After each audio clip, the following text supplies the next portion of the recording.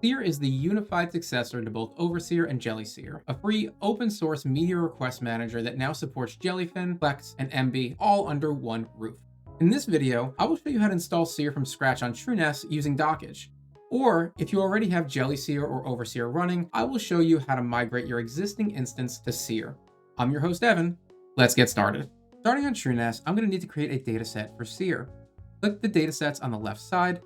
I'm going to navigate to my tank pool to my configs dataset, and I'm going to click Add Dataset in the top right, and I'm going to name it Seerr. Leave the dataset preset as generic. Click Save. Usually this is where we would go to Permissions GUI and edit the permissions, but unfortunately, Seerr requires very specific permissions that we can't edit through the GUI. Jump over to System and then click Shell. Become root by typing in sudo su. Now navigate to the Wiki and type in Seerr. Click the results. Scroll down to the permissions section and copy this line. This section explains that Seerr always runs as UID 1000, regardless of any user directive in your compose file. We cannot use the standard apps user of 568 on TrueNAS because it will not run with Seerr. Go back to TrueNAS and paste this command.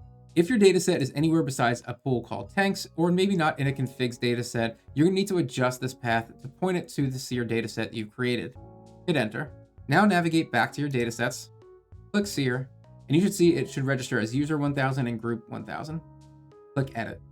Give group permissions to do everything by adding the right checkbox and remove all permissions from other, and click save.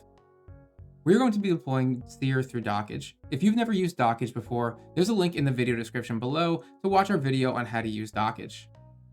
Click plus compose in the top left to start a new stack and name it Seerr. Remove all the placeholder information on the right and go back to the wiki. Scroll up to section 1 where it says deploy Seerr and copy everything in the box. Going back to Dockge, paste it on the right. If you have another app running on 5055, go ahead and change just the left side of this port to a port that you have open. Again, if you have a different dataset than mount tank config Seerr, make sure to adjust the volume mount on the left side to wherever you put your Seerr dataset. Click deploy.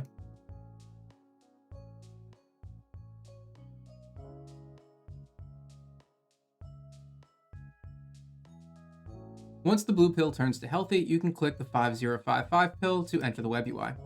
Depending on which media server you have is the way you're going to want to configure Seerr. I'm going to configure using Jellyfin, but if you have Plex or MB, just click the corresponding button. First, we need to enter our Jellyfin URL. Also enter your username and your password. You need to enter an email address, but this could be anything you want. Click Sign In. Click the Sync Libraries button and switch all of your libraries on.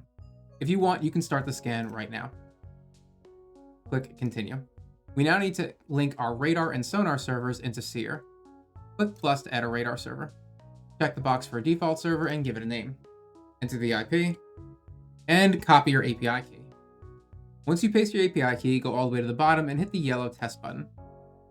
You should see the options now to select your quality profiles and your root folders. Once you've selected the quality profile you like and added your root folders, click Add Server. Now do the same for sonar.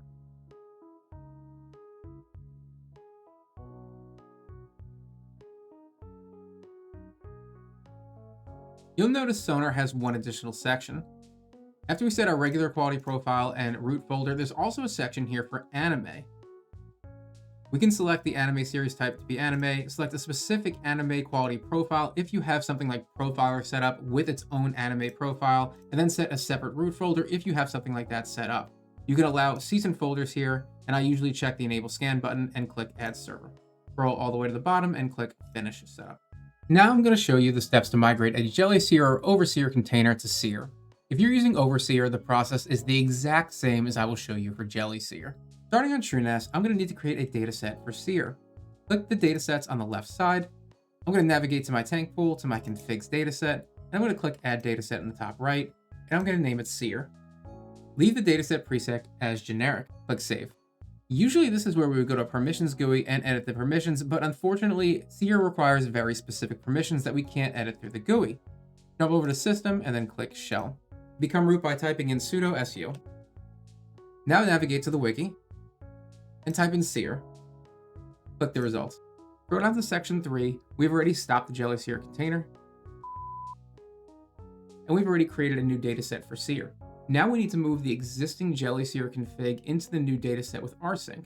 If your pool is named tank, and you have everything in the mount tank configs directory, you can just copy this exact command. If your pool is named something other than tank, or you keep all of your configs in some other data set, change what's here to match what you have. I'm going to copy this, go back to TrueNAS, paste it, and hit enter. I should see something like this, and that lets me know that it worked. Going back to the wiki, we now need to change the ownership to UID 1000. The reason for this is that Seerr only runs as user group 1000. You cannot run it as 568 or any other user or group. This is hard coded into it. So I need to set all the information in my new mount tank configs Seerr dataset to the user group 1000 by copying this command and running it in the TrueNAS shell. To confirm it works, use this command. Go back to the wiki, and now we can deploy our new stack. Let's jump back to section 1 and copy the entire Docker compose file for Seerr. Now I'm going to jump over to Dockge. In my Dockge container, I have my R stack already running, and I'm going to need to stop it to make some changes. Once I get the red exited pill here and I know it's stopped, I'm going to click the edit button, find the section for Jellyseerr, and remove it. I recommend you actually copy this into a text document or somewhere you can keep it, just in case this doesn't work, you want to roll it back. I'm going to paste, and then I'm going to remove the services line here because it's going to mess up my Docker compose stack. I'm going to scroll all the way back to the top and click deploy.